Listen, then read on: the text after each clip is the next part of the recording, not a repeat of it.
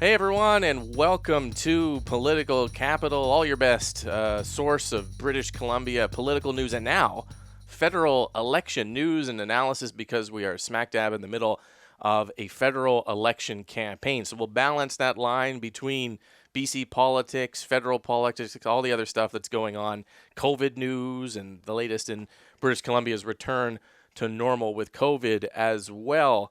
Thanks for joining us this week on the podcast format, on the YouTube format. Make sure you subscribe and get the latest information from us as well, just to promote some other stuff that Czech is doing if you're interested in the federal election campaign, because we got a lot on the plate.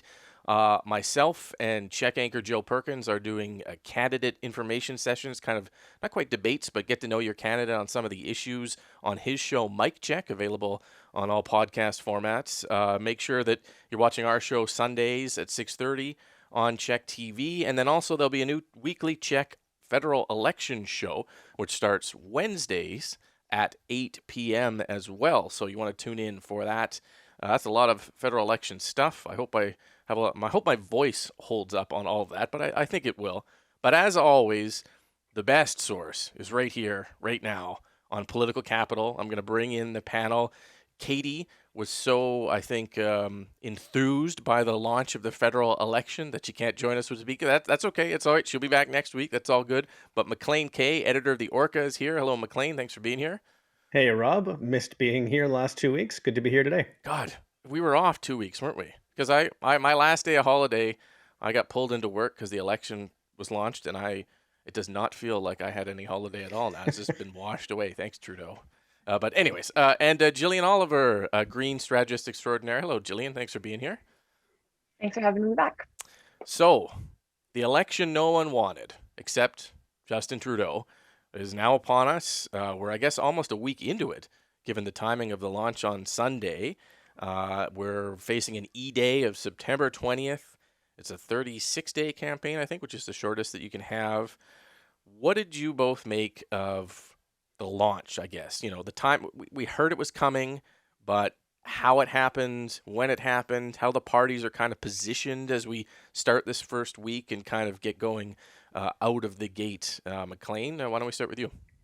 Well, I mean, it wasn't a surprise. People have been floating the idea of that there was a potential election coming as recently as last year. I was looking at some of the commentary back then, so this didn't catch anyone off guard. That said, we had many of the same discussions last year in BC for the provincial election. The reason we're doing this is because the governing party has a minority, and the polls suggest to them that a majority government is within reach. That's why we're doing this. It's not, Canadians need a choice at this crucial moment. Canadians deserve a say. Canadians always deserve a say. Yeah. But I mean, As it's you just been, as you put it, don't overthink it, right? Like yeah, exactly. there's no grand strategy. You don't need your PhD in political science to figure this one out. No, and it's kind of amusing, quite frankly, to see some people try and justify their PhD in political science by explaining this. They think they can win a majority and have 4 more years at the reins. And again, we in BC should know better because we just saw this movie last year. We know how the first act plays out. Whether it'll end the same way, we'll see. And we're going to talk about the first week, but that's why we're here.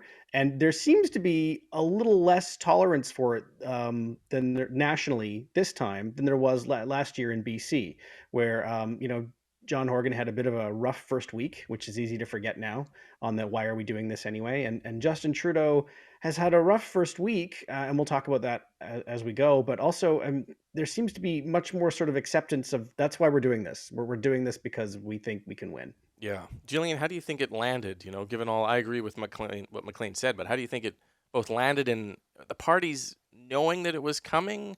Where are they all? How do they look as we start out the gate? Yeah, well, I think compared to the BC election, the parties are better prepared. Like McLean said, there's sort of been hints that this was coming for months. So, both the NDP and the Conservatives have their platforms out. They were ready to go. They had a plan about what they wanted to talk about the first week, where they wanted to go. So I think that, in some ways, it's at least voters are going to be getting more well thought out, fully fleshed out campaigns from the parties, I think, which is a positive thing. I actually think that Trudeau did okay answering questions about this and saying that we need Canadians to have a say right now. I mean, I think everybody kind of obviously knows that he's doing it to be opportunistic, especially because of the timing. Like, we're not going to get a real campaign until after Labor Day when people are really paying attention, and then advanced voting starts only 3 days after that. So, it's going to be a very thin one. Yeah, so I think we're kind of just treading water until then, until people kind of get back from vacation, and kind of like, I think people knowing that it is so self-serving are almost not willing to sort of use the rest of their precious time in their summer to focus on politics. So we'll see when those first debates happen around Labor Day. I think that's when things will really start to shape up. Yeah. To Jillian's point, if you don't mind me jumping in, I think the reason Trudeau's had an easier week is that last year, when everyone asked John Horgan for the first week, why are we doing this? And there was a different reason every day. Well, the Greens Yeah. did this, they obstructed this, there's this happening. And because he gave a different answer every day for a week, people kept asking. With Trudeau, he's had the same line in place from day one. And the key is it doesn't have to be a satisfactory or even true answer, as long as it's the same answer every single time, and people will stop asking because they get tired of hearing the same thing. And I think that's, to your point, Jillian, that's exactly what's happened. Jillian, what do you Yeah, what do you make of Maclean's first kind of point to the BC election, which I think is totally valid because there's so many parallels. But do you think the party's learned anything or taking anything away from the BC election that they, especially Trudeau, is hoping for this time? Yeah, well, I mean, like the fact that Horgan won, for Right. sure, and I think that for these incumbent governments, there's a lot that they don't want to talk about. They don't want to talk about how they didn't do anything to make the housing more affordable, which is the number one issue. They don't want to talk about how they've fallen short on climate change, which is like the second or third issue that people care about after COVID. They want this election to be about as few things as possible so they can just get back in, and that's kind of what's happening. I think the opposition parties, like to Maclean's point, learned that harping on about an early election call being the wrong thing to do is not a winning issue. I think the reason for that, and what I learned from the BC election, is that voters kind of already expect politicians to be self-serving and to sort of make power plays. So it doesn't change their mind that the incumbent governments are using this opportunity. They sort of accept that the election is happening. They know there's no going back, and they sort of are just they very quickly shift to, okay, what are you going to do for me next? Complaining about the unfairness of the election is something that the BC Liberals kind of got caught in. I guess some extent the Greens, but it didn't harm them in the last election for too long. And then issues kind of sailed by, and they're fighting a battle that the public had largely moved on. It's amazing how fast, I guess the one BC lesson is amazing how fast angry voters get over their anger when it comes to an early election. And then the other thing that I was thinking about with the BC election is voter apathy, the lowest voter turnout in BC's history during a COVID election when people are anxious and scared. We had a lot of mail-in ballots, which was great, but still overall voter apathy tends to benefit the incumbent. Is that the sort of the traditional way of thinking of it? That if you suppress votes with this snap election when people are scared, it helps Trudeau? Does that apply, do you think? Sorry, I was to say the conventional wisdom is that voter apathy and low turnout tends to benefit the Conservatives because they have the most reliable voters. I think that the BC election might have been a bit of a unique case because the NDP were so effective at sort of suppressing the BC Liberal vote and switching some vote as well, I think. So I'm not sure about that. It's going to be interesting to watch for sure. I think it's a danger to the Liberals potentially. Yeah, Jillian's exactly right in that the Conservatives probably their base is the most reliable in terms of actually turning up to vote. So, I mean, you've got a good point there. And I also agree with Jillian that BC might have been a special case. It was, I mean, we're comparing pandemic elections, but the big difference between this year and last year is vaccinations. And last year, when we were, going into an election and the case count started jumping up again, and it felt a little more scary and random because it was.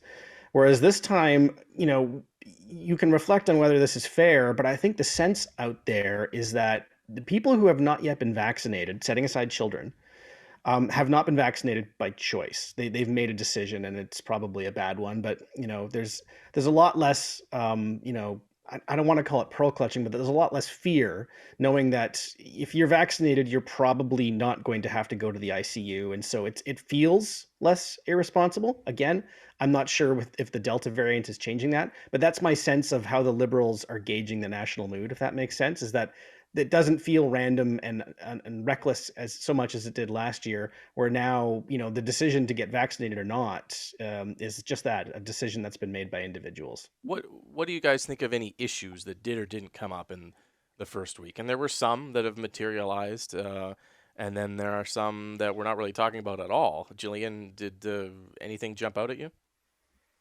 Well, like I said, I thought it was interesting that the Conservatives and the NDP put out their full platform. It was interesting to see, especially from the Conservatives, where they've shifted. They would keep the carbon tax, they wouldn't increase it, and they're still, giving a full-throated, promotion of pipelines, which would sort of, set back any actual climate action. But that was interesting to see because that's basically what they campaigned on before. And they're also seem to be going after NDP voters, working class voters. There's some interesting stuff on workers' rights, kind of going after big business, some sort of populist stuff like that, and also a kind of interesting housing platform. So I was watching to see, what kind of ideas the Conservative Party was going to come up with, and they did, and I thought that was interesting.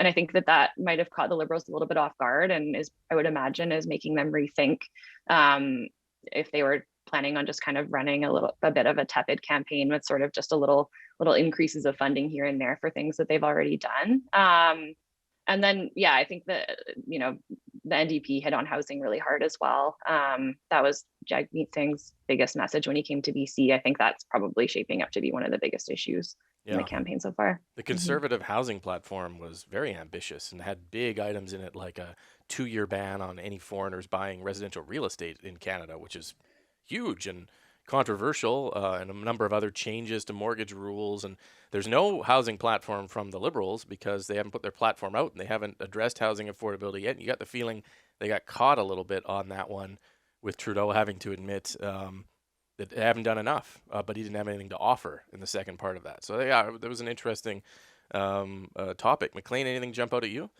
Yeah, you wrote about it actually, and I thought very well. Okay, just read my article then verbatim. I'll just read it verbatim. Yeah. Yes, I'll summon it up on the phone and start with Rob Shaw. Yeah. It's the mandatory vaccinations for government employees.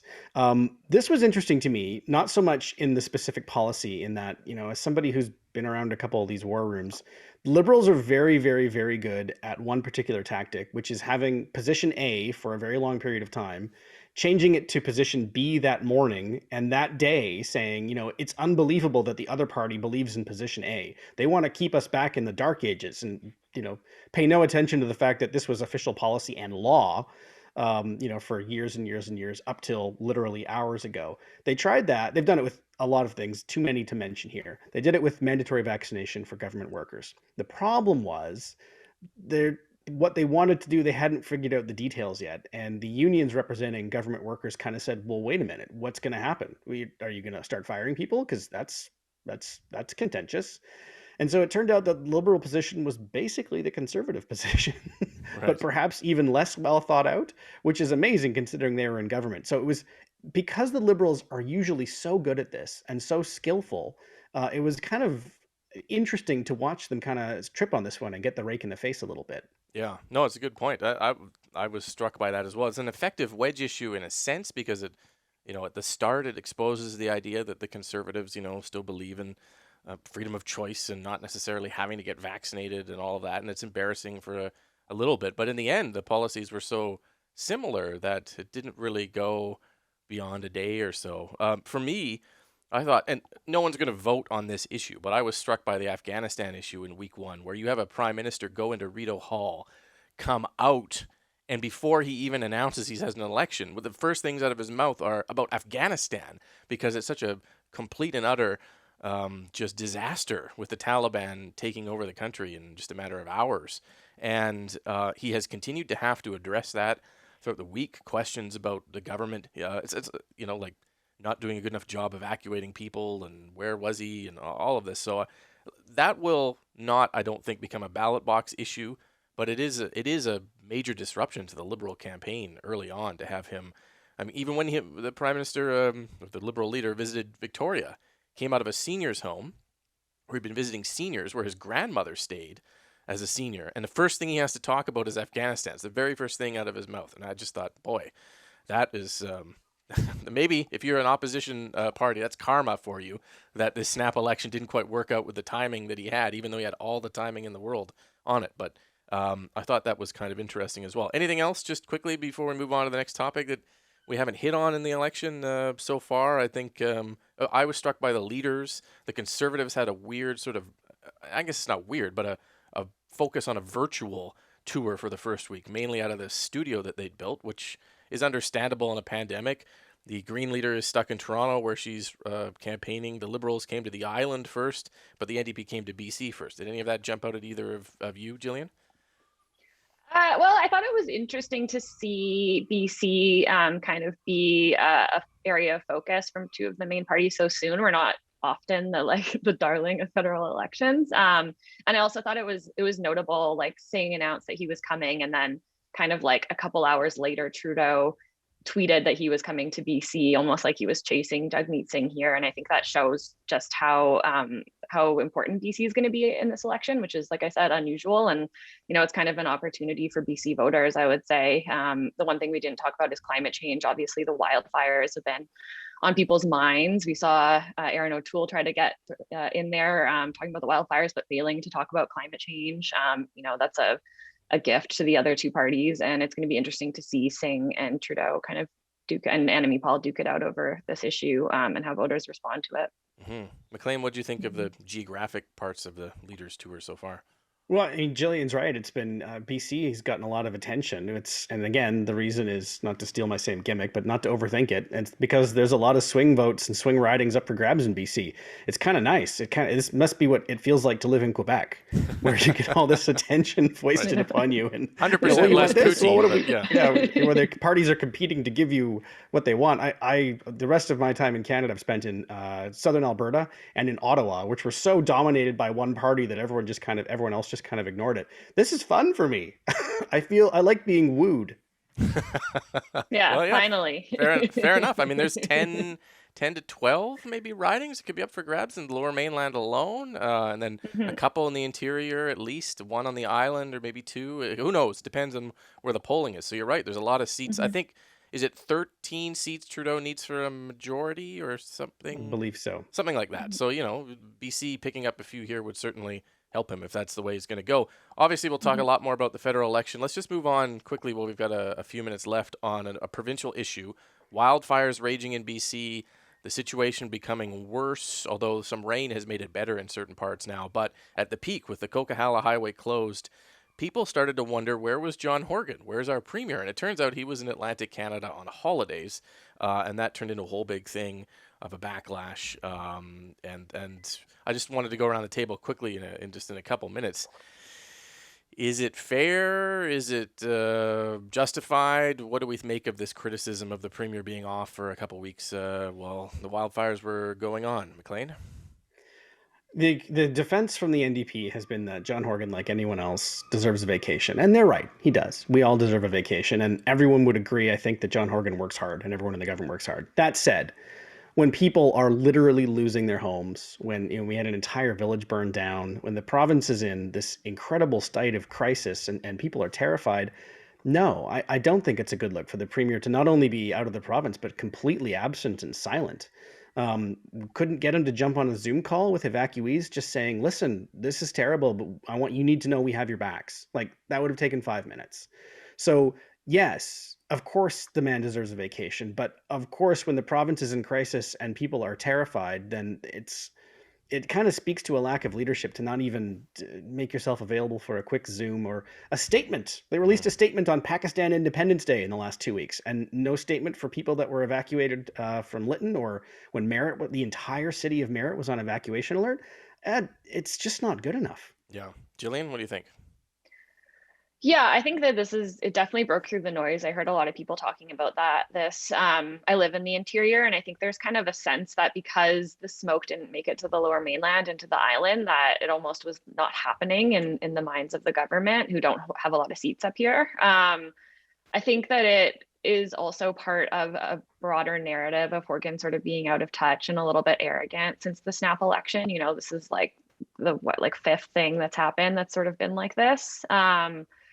And you kind of get the sense that Horgan's just sort of like, he got through the snap election and he's kind of just over politics a little bit, like is the tone that he's been taking. Right. I don't know. I mean, it's that could be because they have such a big majority. We're only less than a year into a 4-year term, and he's got lots of time to turn it around. But it could also just be that he kind of feels like he's been through a lot of politics and is just kind of done with it a little bit. Yeah, I mean, to be fair, I guess, Christy Clark in the 2015 wildfire season took a holiday, had to come back, had to apologize for the "Where is Christy" hashtag, saying, "I was on holiday, I was briefed every day, and the professional firefighters run the fire service." The NDP thought that was outrageous. Horgan's gone. His answer is, "I was away, I was briefed every day, the professional fire service runs the fire service." And now the Liberals think that's outrageous. And I mean, there's a lot of...